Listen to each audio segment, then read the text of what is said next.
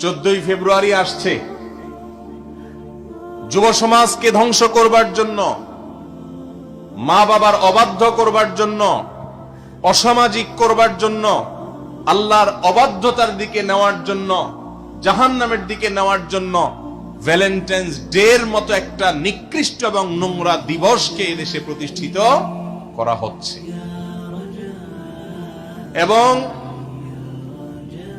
মূলধারার মিডিয়াগুলো, বিশেষ করে টেলিভিশন চ্যানেলগুলো এ দিবস উপলক্ষে নানা রকমের আয়োজন, নাটক, সিনেমা, বিভিন্ন ধরনের আয়োজন করে আমাদের যুবকদেরকে জাহান্নামের দিকে নিয়ে যেতে চায়। ও যুবক,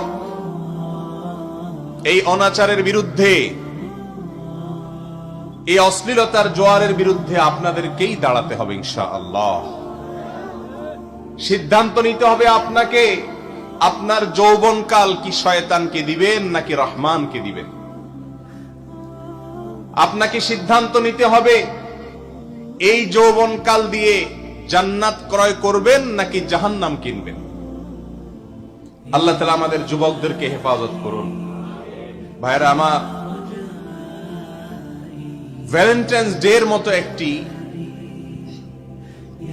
অসভ্যতা এবং নোংরামের দিবসকে সমাজে প্রতিষ্ঠিত করার দুঃসাহস যারা দেখায়, তাদের জানা উচিত যে এই সমাজের যুবকদের বড় একটা অংশ এখন আল্লাহকে চিনে, তার রাসূলকে চিনে, সুন্দর আর অসুন্দর চিনে, তারা ভালো আর মন্দর মধ্যে পার্থক্য করতে পারে।